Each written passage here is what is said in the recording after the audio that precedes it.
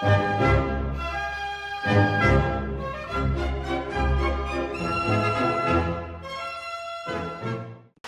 고맙습니다. 이제 마지막 순서입니다.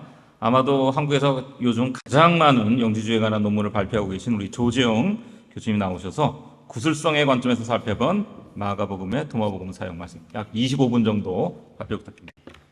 줄었네. 아까 30분 주셨는데. 네, 반갑습니다. 제가 여기 나오다 보니까 이게 저만 이게 1세기, 그 다음에 그 독립설 얘기하고 나머지 논탄자들까지 전부 다 2세기 의존설 이렇게 얘기하시는 것 같아요. 근데, 제가 이제 그레고리 라일 선생님이 제자였어요. 우리 문일 박사님은 이제 인내가 많으셔가지고 끝까지 남아서 그분 밑에서 논문을 쓰셔서 하길 받았죠. 전 중간에 우리 그레고리 라일 선생님이 영지주의 대가고, 그 다음에 이분도 이제 도마복음 1세기 설 얘기하시는 분이거든요. 근데 저는 중간에 도저히 안 되겠더라고. 그래서, 왜냐면, 보살펴주를 안 해, 박사과정생을. 그래서 내가 중간에 이제 맥도날드 선생님, 데니스 맥도날드 선생님을 딱 바꿨거든요. 근데 거기 계시는 그 마빈 메어 같은 경우에는 도마복음을 이제 좌파 Q라고 얘기하셨고, 제임스 라빈스 교수님은 이제 아시겠지만, 이제 이 콥트어 도마복음을 이제 영어로 번역하시는데 혁혁한 공헌을 하신 분 아니에요. 그러니까 거기 클레몬트에 항상 뵙고, 마빈 메어도 그리고 알리 선생님도 그렇고, 근데 이런 분들이 다 이제 1세기설을 주장하셨던 분들이에요. 그리고 이제 소위 말하는 도마복음의 기라상 같은 이제 나간마리 문서의 어떤 콥트의 대가들은 전부 다 퀘스트부터 해가지고, 그럼 이제 도마복음을 이제 2세기설로 얘기하는 거는 이제 두 가지예요. 첫 번째는 이제 도마복음 영지주의다. 그렇기 때문에 이건 아까 말씀한 2세기에 어떤 영지주의가 발흥했기 때문에 이거는 당연히 도마복음 영지주의 성격이 있기 때문에 이건 후대다. 이렇게. 그 다음에 또 하나는 교부들이 도마복음을 굉장히 이단으로 많이 강조했어요. 그러니까 교부들에서는 끊임없이 도마복음을 공격하고 이게 정경복음에보다 훨씬 아류작이고 정경복음을 의존하고 있다. 이게 전통적으로 그래서 2세기설이 압도적이었죠, 교회에서는.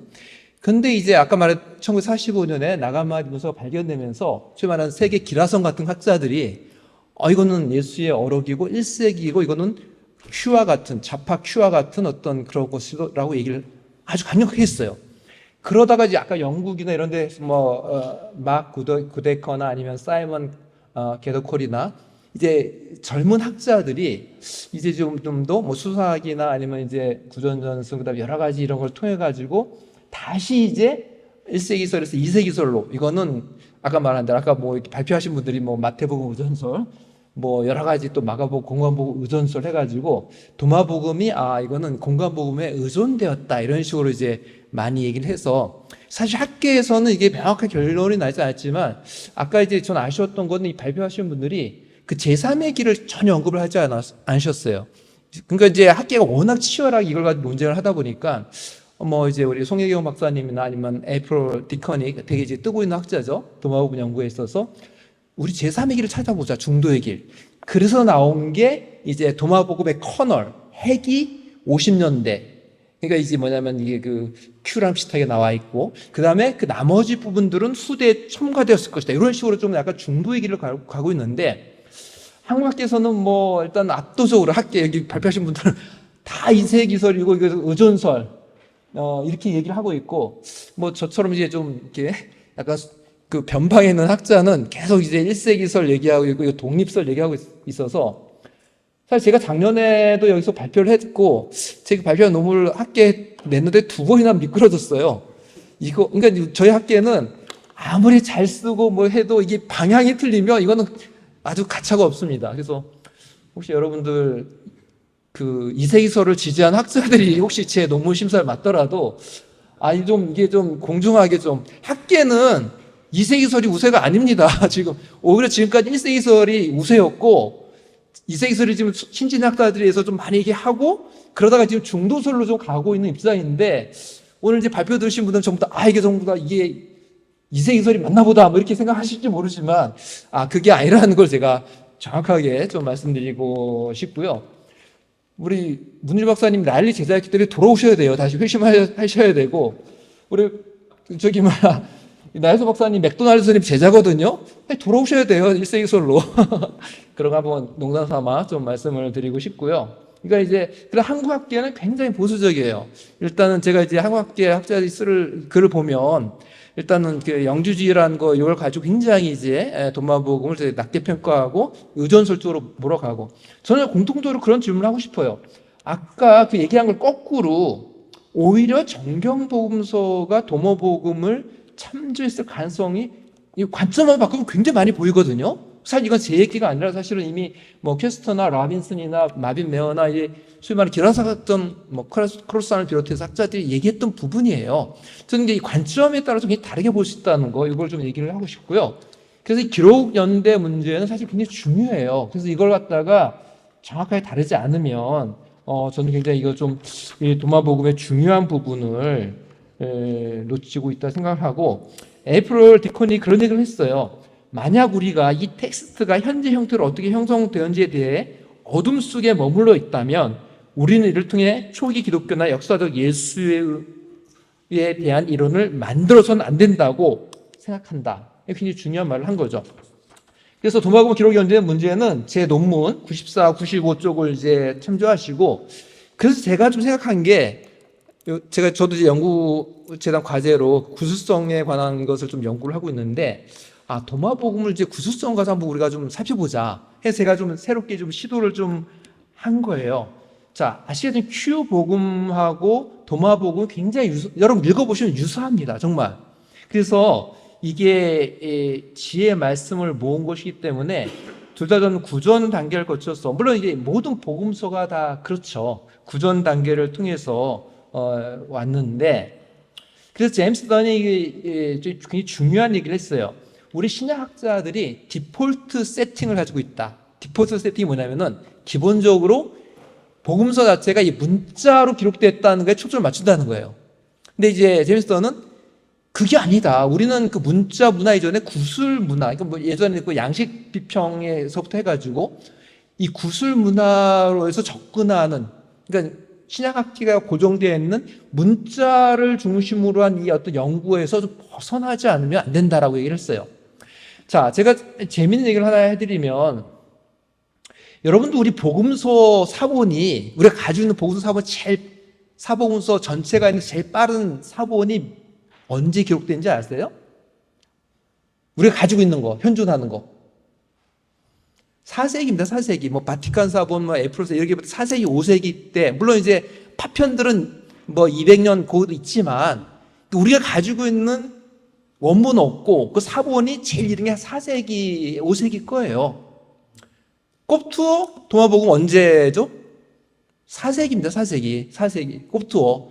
그러면은, 우리가 가지고 있는 게 4세기 꼽투어. 그러면 사실 학자들은 도마복음 자체가 원래는 그리스어에서 쓰였다고 그래요. 그죠?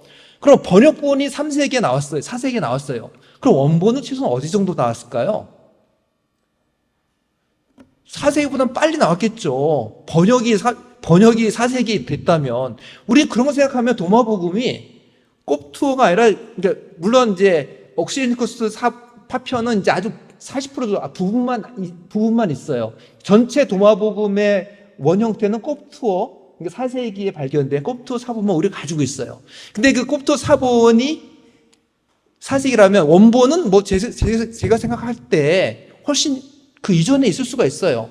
그리고 그 그리스어로 된 원본의 그 원형이 되는 구전 전승은 훨씬 더 그 예수님께까지도 갈 수가 있다. 전 이걸 좀 말씀드리고 싶어요.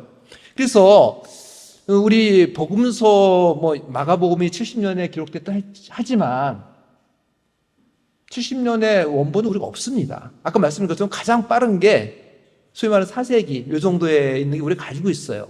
이제 그런 걸 생각하면 저는 이제 도마복음이 그래서 저는 이제 이 도마복음을 하는 데 있어서 좀 구술 전송에서 좀 살펴볼 필요가 있지 않을까라는 생각을 하면서 월터 옹의 그 구술성 이론, 문자성과 구술 문화, 문자 문화, 그러니까 오랄리티 앤드 리터러시라는 것이 한국어로다가 구술 문화와 문자 문화라는 이름으로 번역이 되어 나왔어요. 이제 그 이론을 제가 좀 약간 참조해가지고 이걸 갖다 이제 도마복음에다 적용을 좀 해본 거예요. 이 적용을 한 거는 우리가 이제 도마복음을 연구할 때 좀 구술성의 관점을 우리가 살펴보자 라는 것이었고, 그래서 저는 이제 99쪽에 이제 그 얘기를 좀 이렇게 했는데, 여러분이 딱 봤을 때 구술성의 관점을 일단 기억하기가 좋아야 돼요.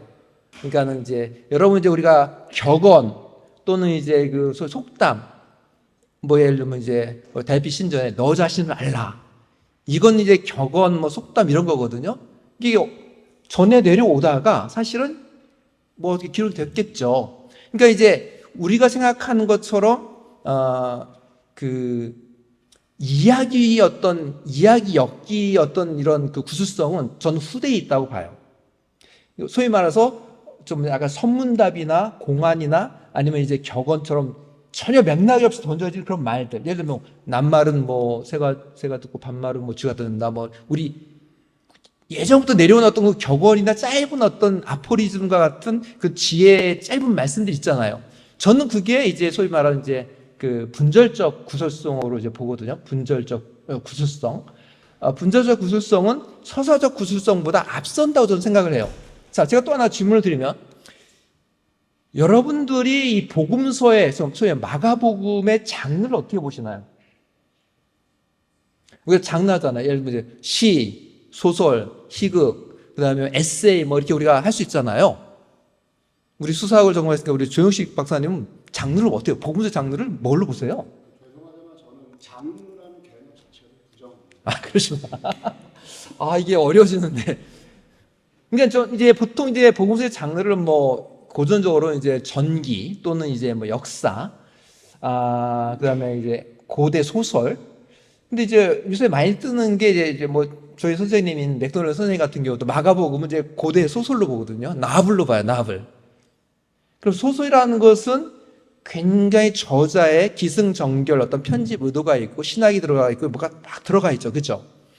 창작의 과정이 막 들어가요. 그러니까 여기 말하는 알레고리아 뭐 이런 것도 들어가고 막 들어갑니다. 근데 여러분 그 격언이나 큐에 나와 있는 어떤 예수님의 말씀은 아까 말한 대로 일관성이 없어요.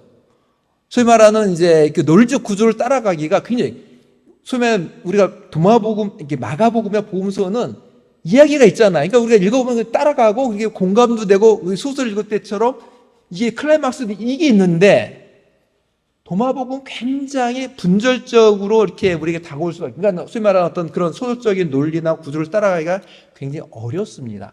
그래서 이제 월통 같은 경우는 이제 구술성의 특징이 하나가 이게 첨가적이고 병렬적이고 정형화된 문구가 많이 나타나요. 정형화된 문구. 그러니까 예를 들면 이런 거죠. 예수님께서 나는 말했다.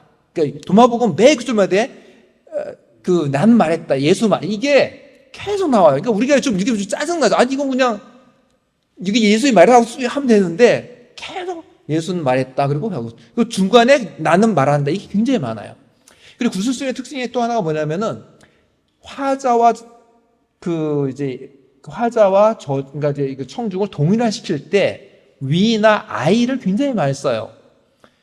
아마 도마복음은 나는 이게 수도 없이 나옵니다. 아마 뭐 요한복음에도 나는이다. 이게 많이 나오지만 도마복음은 그걸 능가합니다. 그래서 저는 이런 것들을 봤을 때, 물론 이런 특징들이 마가복음의 어떤 구술성, 베르나 켈버 같은 사람이 그걸 굉장히 연구를 많이 했거든요. 그러니까 그 월토옹의 그 이론을 갖다 적용해가지고 마가복음에도 나타나요. 근데 제가 말씀드리고 싶은 거는 마가복음의 어떤 그 구술성은 좀 더 이야기 엮기 성격을 강하게 가지고 있어요. 스토리를 만들어내고 해석이 들어가고 편집이 들어가요. 그러니까 어떻게 보면 이제 뭐 그 도마복음의 초기 그 우리 위대한 학자들이 라빈슨이나 마빈 메어나 라일리가 얘기했던 것처럼 뭔가 단순하고 해석되지 않은 것을 그 다음 사람들이 얘기할 때 뭔가 좀 그럴듯하게 이야기 엮기를 하거든요. 이게 후대의 첨가라는 거예요. 후대의 어떤 변형이고, 이게 이제 뭐 본문표에서도 가장 기본적인 게 그거잖아요. 렉디오 디피킬리오. 그러니까 어렵고 이해가지 않은 걸 좀 더 후대의 본문은 좀 더 이해할 수 있게 바꾸는 경향이 있다. 그래서 이게 그런 뭔가 이해가 가지 않고 뭔가 좀 분절적이고 이런 것들은 좀 더 선대. 그걸 계속 설명하고, 제가 그래서 이제 그 얘기를 한 거예요. 그래서 이제 그런 예들을 제가, 백이 쪽 보세요. 그래서 마가복음이 도마복음을 굉장히 많이 사용했다. 그걸 이제 발견하게 된 거고, 사실 이거는 뭐 제 얘기가 아니라 이제 스티븐 데이비슨이 가장 강력하게 얘기를 한 거고, 그러니까 그렇게 얘기하면 앞서 이제 학자들이 우리 발표에서 얘기한 뭐 마태나 뭐 이런 것들이 이제 뭐 도마가 마태를 이용하고 뭐 이런 것들하고 정반대죠. 거꾸로 가는 거예요. 저는 거꾸로 가는 거예요. 자, 그래서 이제 백이쪽을 보면 이제 스티븐 데이비스는 이 꼽토 도바오의 자료를 마가가 가장 잘 이용하고 있다, 사용하고 있다. 우리 마가복음의 우선성을 얘기하면은 이제 마가가 이용하면은 당연히 마태하고 누가 뭐 요한도 따를 수밖에 없어요.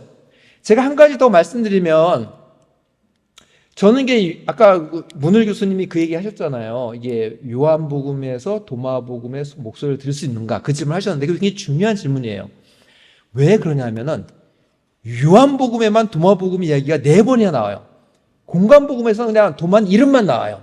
여러분 잘 아시겠죠? 14장에 도마가 주여 어디로 가시나이까 물을 때도 나오고 의심 많은 도마 얘기가 나와요. 그러니까 요한복음은 도마복음을 굉장히 대화를 많이 하고 있거든요. 그러면은 이제 관점의 차이인데, 그래서 요한복음의 이야기를 도마가 차용했다. 이게 이제 2세기서를 주장하는 사람들이 학자고, 저는 이제 거꾸로 봐요. 이제 그레고 랄리가 Resurrection Reconsider라는 굉장히 유명한 책이에요. 그 책을 이제 썼는데 그게 도마복음과 요한의 컨플릭트예요. 그러니까 논쟁을 다루고 있어요. 그게 뭐냐? 요한복음 저자가 도마복음의 공동체를 향해서 굉장히 반박하고 논쟁을 하고 있다는 거예요. 그러니까 요한복음에 나오는 도마는 12 중 하나, 즉 뭐냐면은 그 가룟 유다와 동일한, 그리고 이 요한복음에 있어서 그 쌍둥이가 누구냐? 요한복음은 도마는 가룟 유다의 쌍둥이가 돼요. 이름도 비슷하거든요. 근데 도마복음은 이 쌍둥이가 예수로 보는 거죠. 그러니까는 그럼 왜 요한복음은 끊임없이 도마를 계속 이렇게 논쟁하고 도마를 비판적으로 나오냐? 그건 요한복음 자체가 이미 도마복음하고 도마 공동체를 알고 있었기 때문에 도마복음이 주장하는 몸의 부활을 부정하는 그 사상을, 요한복음은 몸의 부활을 얘기하잖아요. 예수가 육체가 되었다는 그것도 얘기하고 거기서 논박을 하고 있는 거예요. 자, 그럼 어떻게 되는 거죠? 요한복음이 도마복음을 알고 그 도마 공동체에 대해서 반박을 하고 있는 정황이 나타나고 있는 거예요. 저는 이런 것들을 우리가 좀 봐야 된다고 생각하고, 그래서 저는 이제 마가복음 자체가, 제가 이제 마가복음 12장하고 도마복음 65 말씀 65를 이제 비교해가지고 제가 102조 103조 얘기를 했는데, 자, 공관복음과 도마복음에 나오는 악한 포도원 농부 이야기는 이게 예수님의 비유고 이 비유는 구조와 내용 면에서 누가복음이 도마복음을 확장하고 마태복음이 마가복음을 확장하고 있습니다. 일반적으로 학자들은 복음서에 나오는 비유는 그 기원이 예수 자체에 있다고 인정하지만 그 비유를 복음서 기자의 신학에 맞춰서 편집합니다. 그러니까 이제 우리가 마가복음 우선서를 하면은 마가의 것을 마태나 누가가 편집했다는 것을 우리가 좀 볼 수가 있고요.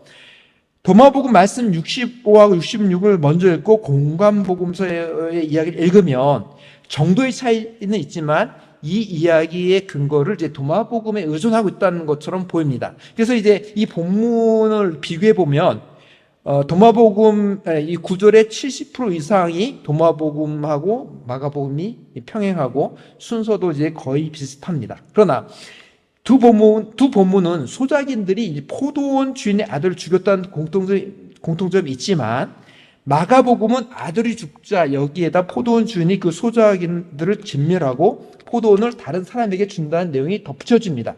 즉 마가복음은 3번은 한 명의 종을 보내고 4번째는 여러 명의 종을 보내고 마지막으로 사랑하는 아들을 보내지만 그 소작인들은 종을 능욕하고 죽이고 모욕하더니 그 아들은 죽이기까지 해서 그 주인이 악한 소작인들을 죽이고 포도원을 다른 사람에게 넘긴다는 내용 속에서 예수와 다른 예언자들의 죽음에 이스라엘 향한 하나님의 징벌과 궁극적으로 예수의 사역에 관한 정당성을 강조한 주제를 담고 있습니다. 공관복음서 중에서 마가복음이 가장 알레고리적 변형이 가장 심한데요. 우리가 이제 마가복음 4장 1절과 9절에 나온 씨 뿌리는 자의 비유를 보면 비유를 얘기하고 비유를 설명을 해주잖아요. 이게 알레고리라고 얘기하면서 예수 자체가 설명하는 그 내용이 4장 14절 20절에 나오고 있습니다.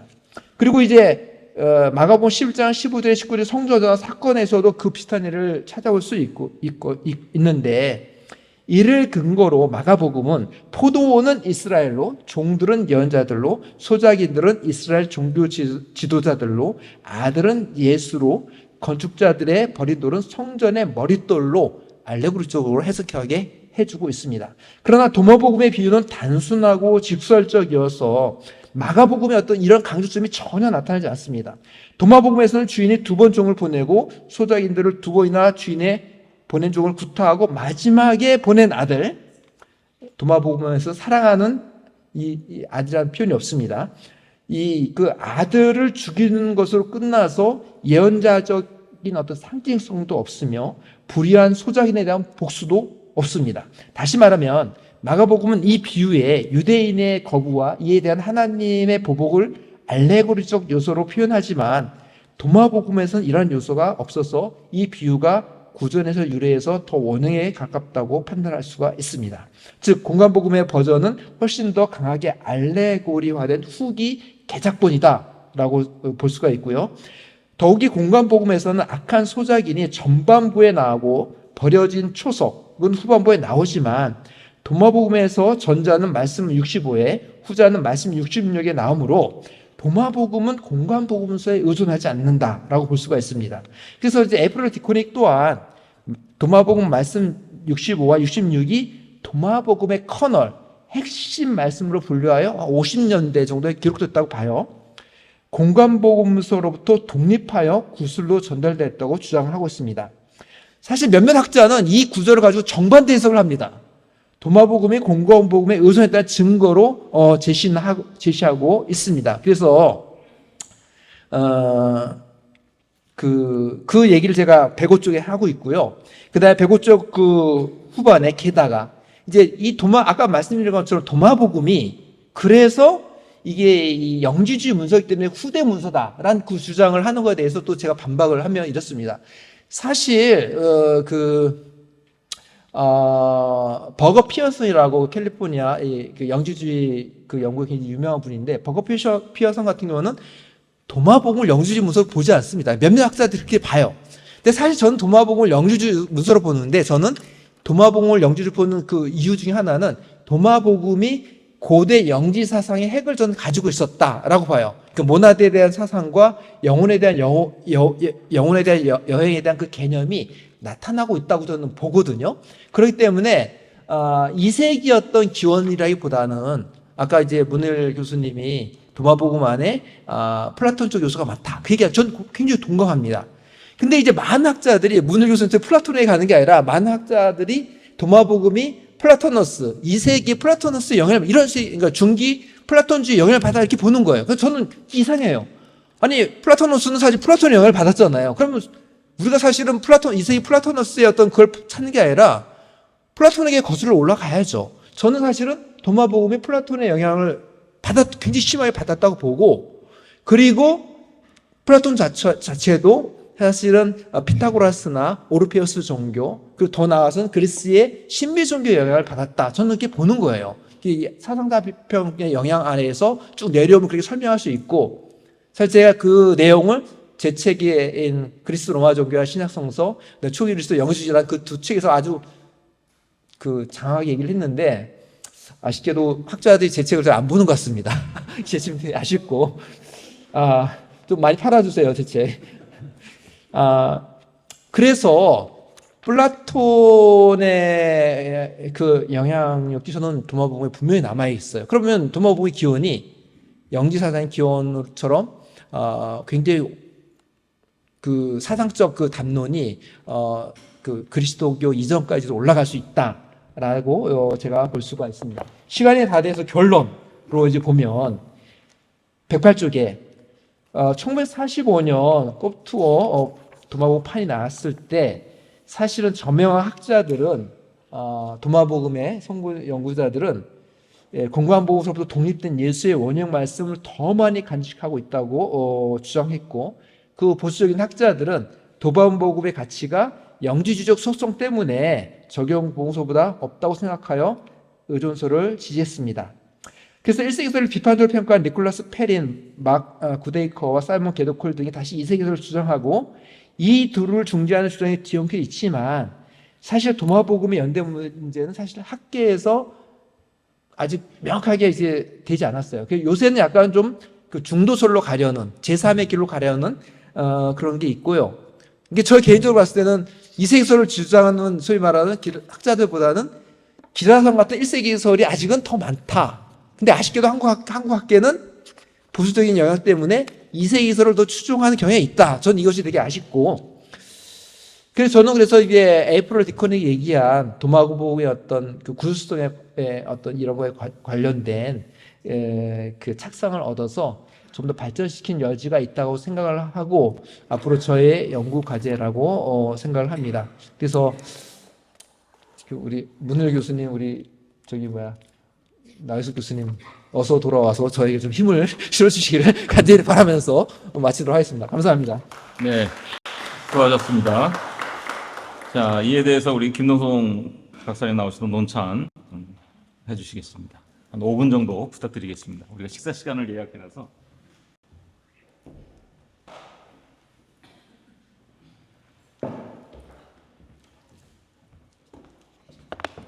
네, 오래 기다리셨습니다. 제가 마지막 발제자여서 논찬의 내용이 좀 많은데요. 이거를 다 하려면 시간이 많이 걸릴 거라서 제가 간략하게 중요한 내용만 요약해서 말씀드리도록 하겠습니다. 논평을 하다 보니 불가피하게 조재영 박사님의 그 1세기 저작설에 대해서 이제 반대를 해야 되는 그런 입장에 서게 되는데요. 그리고 와서 제가 분위기가 또 이걸 이렇게 비판하면은 좀 반대로 가는 건가? 그런 두려운 마음이 있었는데 또 다른 발제자들이 또 반대로 가셔가지고 이래도 되는구나 싶은 생각이 들었습니다. 일단은 간단하게 112페이지의 논문 요약을 보면요. 논문은 두 가지로 요약된다고 볼 수 있겠습니다. 첫 번째는 단순하게 얘기하면은 도마복음이 강력한 구술성을 가지고 있다라고 하는 그 첫 번째 논문의 주제고요. 두 번째는 그렇기 때문에 이 마가복음의 자료로 도마복음이 더 선행적으로 쓰였을 거다라고 하는 것이 이제 두 번째 주장입니다. 이 주장이 이제 중요한 논문의 기여점과 연관이 되는데요. 일단은 논문의 중요한 기여점은 첫 번째로는 지금까지 도마복음 연구에 있어서 그렇게 주도적으로 쓰이지 않았던 구술문화, 구술전승, 구술성이라고 하는 것을 새로운 접근 방법으로 제시한다라고 하는 거죠. 그리고 두 번째는요, 113페이지 상단에 있는데요. 이 논문의 두 번째 기여는 이 도마복음의 원시성을 다시 새롭게 주목하도록 한다는 것에 있습니다. 아무래도 도마복음이 구술성을 많이 가지고 있다라고 한다면 그것은 다른 일반 복음서보다 더 원형성, 원시성을 가지고 있다는 것이 되기 때문에 이제 중요한 주장이 되는 거죠. 그러나 그럼에도 불구하고 제가 또 비평자로서 또 불가피하게 비평을 또 할 수밖에 없는데요. 첫 번째는 114페이지 중간에 첫 번째가 있습니다. 도마복음의 구술성이 논문을 통해서 설득력 있게 논증되었는가라고 하는 것에 제가 의문을 제기합니다. 이게 상당히 중요하다고 생각이 되는 것은 다 연결이 되어 있지만 이것이 입증되어야 구술전승을 강하게 가지고 있다는 것이 입증되어야 이게 이제 1세기에 쓰여진 것과 연결이 되기 때문에 그렇습니다. 그런데 첫 번째 제가 보기에는 좀 분석에 있어서 균형이 좀 제대로 맞지 않았다라고 하는 그런 아쉬움이 좀 있었습니다. 114페이지로 넘어가서 보면요. 상단에 보면 예를 들면 구술성의 중요한 특징이 종속적인 그리고 첨가적인 특징이 있다라고 하는 건데요. 이런 측면들은 우리 박사님께서 콥틱 텍스트를 통해서 거기 and라고 하는 첨가가 들어간다라고 하는 것을 통해서 잘 분석을 해주셨습니다. 저도 그 부분에 있어서 설득이 됐고요. 하지만 다른 측면들, 예를 들면 구술성이 가지고 여러 가지 측면들이 있는데요. 여기에서 나와 있는 것처럼 장황적이다, 다변적이다, 과장적인 측면 그런 점이 있다고는 하지만 첫 번째처럼 그것을 구체적인 예시와 분석은 또 제대로 또 해주시지 않아서 그런 부분들이 더 논문에 추가된다라고 한다면은 더 설득력 있는 그런 논문이 됐을 거라고 생각이 듭니다. 그리고 두 번째로 분석의 적절성에 대한 또 아쉬움이 있습니다. 이게 나번 114페이지 중간인데요. 월터 옹의 논문을 구술성의 특징들을 설명을 하시면서 어떤 부분에 있어서는요, 저의 이해와는 조금 다른 측면들이 있었다고 생각을 합니다. 아까 논문에서 우리 조재용 박사님께서 나라고 하는 1인칭이 이제 구술성을 보여주는 중요한 특징이라고 말씀을 하셨고, 그 이론이 월터 옹의 이론을 통해서 뒷받침되는 것인데요. 제가 이제 월터 옹의 원문이 아니라 월터 옹의 글을 읽었을 때 여기에서 있는 1인칭이라고 하는 표현 자체가 있다고 하는 것만으로 이제 그가 구술성을 증명할 수는 없다는 생각이 좀 들었습니다. 특히 이제 월터 옹이 이야기하는 것은 이제 어떤 대상에 대해서 설명을 하다가 거기에 너무 집중하고 감정이입을 하다 보니까 그것을 설명하는 내 자신이 갑자기 그 본문에 끼어들게 되는 거죠. 그런 측면이 바로 월터 옹이 이야기하려고 하는 측면이었는데 박사님께서는 다르게 이해를 하지 않았나라고 하는 생각이 들었습니다. 그리고 115페이지 이제 두 번째의 이제 논문의 한계랄까 아니면 저희 비평적인 관점은 뭐냐면요. 박사님의 논문이 결과적으로는 다시 문학 비평이나 편집 비평이나 역사 비평 쪽으로 가시는 거죠. 그러니까 초기에 우리가 구술성에 대한 어떤 그런 바탕으로 해서 고대 자료들을 좀 면밀히 분석해야 되는데 그런 부분에 대한 비판을 하시면서 그것이 이제 문자적인 측면에서의 디포트 세팅으로 지금까지 학계가 했다라고 하는 것을 비판을 하시지만 결국에는 박사님께서도 이 도마복음을 분석할 때 있어서 다시 디포트 세팅으로 돌아가서 결론을 내리신 것이 아닌가라고 하는 그런 생각이 들었습니다. 구술성, 구술 전승이라고 하는 것이 너무나도 중요한 새로운 관점이라고 한다면 그것을 통해서 다시 도마복음을 분석을 해서 그것을 가지고 그것을 토대로 좀 논지를 전개 있으면 더 좋지 않았을까라고 하는 생각이 들었습니다. 그래서 이제 116페이지를 보면요. 이제 박사님 논문의 주장의 핵심은 그래서 구술성이 등장을 하고 그리고 도마복음이 마가복음과 비교해 봤을 때 마가복음보다 더 빠르고 마가복음이 도마복음을 의존했다라고 하는 주장을 하시는데 그러나 구술성을 가지고 분석을 해보면 그 반대되는 이야기를 또 할 수 있거든요. 그런 반대되는 이야기들을 제가 예를 들어서 4번까지 걸쳐서 이야기를 좀 해봤습니다. 3번까지 하다가 내가 이러다가 논문을 쓰겠다 싶어서 여기까지 그치고 4번 정리를 좀 해버리고 말았습니다. 그래서 결과적으로 나가면서 118페이지로 들어가면요. 저는 조재욱 박사님 너무나도 좋은 논문, 의미 있는 논문을 써주셨지만 그럼에도 불구하고 두 가지 측면에서 비판적인 그런 검토를 했습니다. 첫 번째는 요약을 하자면 도마복음이 가진 구술성에 대해서 조금 더 정밀하고 또 예리한 분석이 이루어지면 더 좋았을 거라는 생각이 들었고요.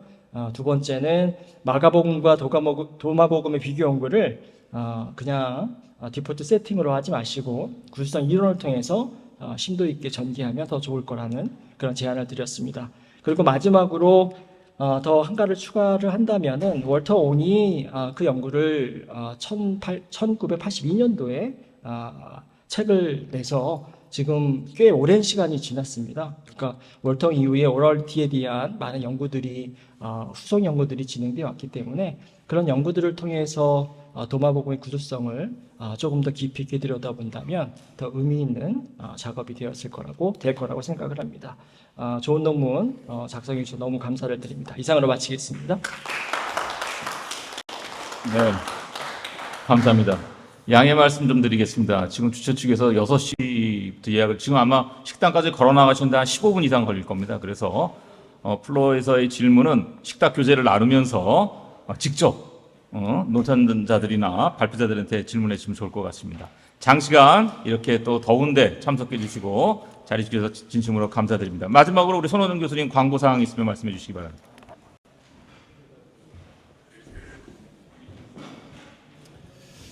네, 오늘 장시간 우리 발표해 주신 여러 선생님들 또 참여해 주신 여러분들께 다시 한번 감사를 드립니다.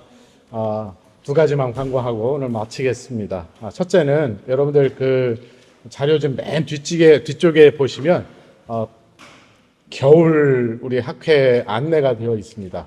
여러분들 참고하셔서 그 논문 발표를 신청을 해주시기 바랍니다. 그래서 6월 말까지 혹시 신청을 해주시면 그 중에서 이제 네 분을 선정을 해서 이제 한 분은 이제 우리 오늘 도우 선생님처럼 이제 주자강연 하시는 거 저희가 초대하고요.